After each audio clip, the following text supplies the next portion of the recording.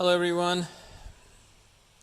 So I have a 2018 Toyota Camry here, and the customer was told that their brake pads are down to close to metal, close to getting in contact with the rotor.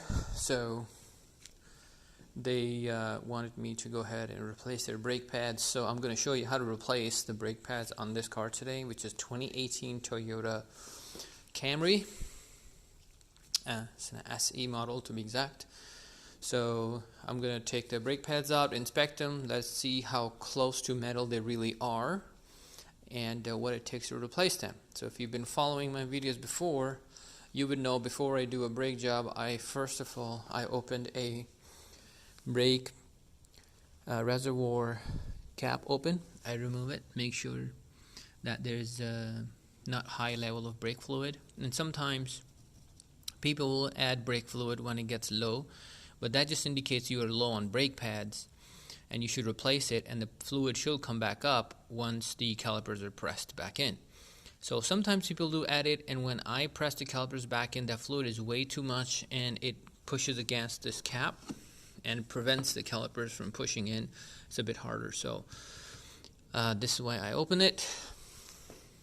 To do this brake job, you don't need a lot of tools. They're pretty straightforward brake pads replacements.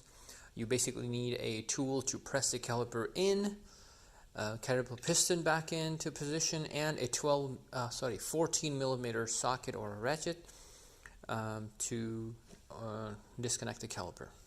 Of course, you need a gun and a 21 millimeter socket to open the wheel, or you can use any manual way to open it.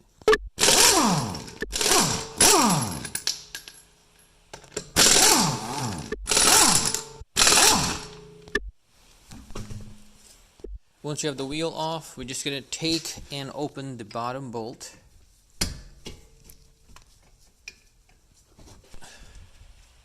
Bottom bolt's out. Push the caliper this way as much as you can. What it does is releases the caliper from the front of the pad, then you can do this easily. See that? Slide the caliper out. This way you still get to lubricate both of the pins, but you don't have to open both screws. Here goes your pads. So pads are not down to metal. I would say still got quite a bit of life on these pads. And if this is the condition of the front, I can tell you 100% the back pads are in much better shape than the front, because the fronts are used more than the back. So one thing we would need to do is, sometimes your new brake pads would not come with any hardware. You just need to remember where this hardware is connected, top or bottom of each side. And in this case, this is on the top on each side, so I'm just going to transfer those. Like so. And push it in. Done. Apply the same principle to the back pads, and you're done. Next is pushing this caliper piston back in. Use the tools you have. I'm not going to tell you what tools to use here. I'm sorry. I got my own. So this is how it should look, close lighting with the edge when you have the caliper pressed in. After you apply a fresh lubricant to the pin, slide the caliper back in. Slide the caliper back at the bottom, and like so. Put the 14 millimeter bolt back in. Take your ratchet, torque it up. That's it.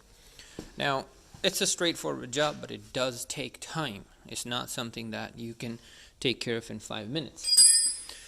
Because the cleaning, what is involved here that I did not show you, is you do have to clean the hardwares. You have to have a metal wire brush for that, and then after you clean that, you have to press the caliper in, and the caliper ring, the rubber seal around it, has to be seated back in. Sometimes they do come out, so all those things do take time. So now I'm going to work on the rear brakes, and same 14 millimeter wrench should open the bolt behind the caliper. There you go. Slide the caliper forward, release, and open.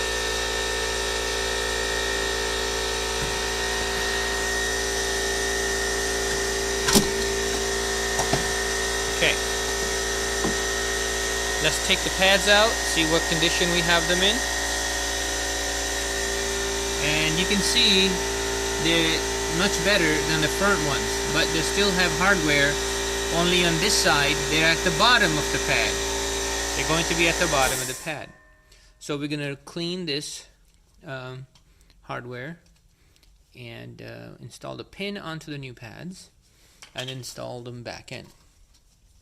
So from what I can tell, these pads are in a very good condition. I mean, not like new, you would say, but at least another 6 to 8 months on these pads.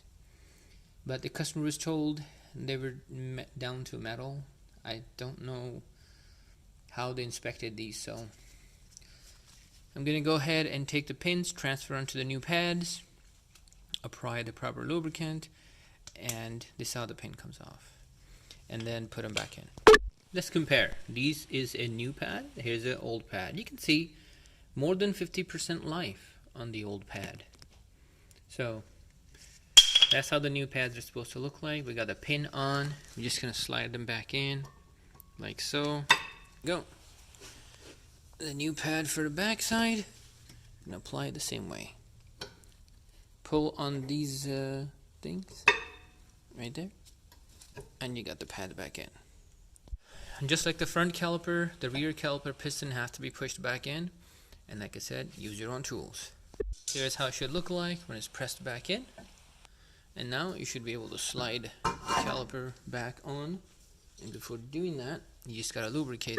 Alright.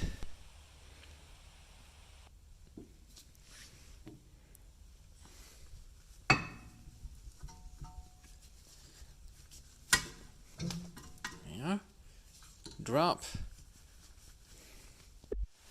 and put the bolt back in. I already applied lubricant to the bottom pin. You get yourself, yeah, happens. Perfect. And that's it. You got yourself new pads, the front and the back. But did she really need them this early? I don't think so. I don't think this person needed a pad this early. Just because I had things apart, I didn't want to charge them a labor and not replace anything. At least they got new pads put on. So please make sure you do trust the person that you're taking your car to for inspection even. And if they provide you with inspection and they give you videos and photos, that does no good. You actually have to physically see the car and send those pictures, what you find, to a person you might trust to ask a question if you don't know what you're looking at. It's your money and you have to be careful, because nowadays people are just taking advantage of those who don't know about cars. So if any of you have been in this situation, I'm sorry to hear that you're gotten through that, and I hope my tip helps you. In this car's case, I will definitely show my parts to the customer, explain it to them, and it's their decision to take the car back to this person or what they wish. Well, thank you so much for watching. I hope I was able to give you some new information. I have some other videos. If you are interested in any repairs, please take a look. Thank you. So the brake job is complete. You already saw the condition of the front pads and the rear pads. And I also showed you how there was almost low brake fluid in the reservoir tank. After pressing all the calipers, all 4 calipers back in, let's see where the brake fluid level is now. And you can see the level is back to where it's supposed to be. And that is what I was trying to say earlier. When it's low, don't add fluid. Change your brake pads. That's what you need. So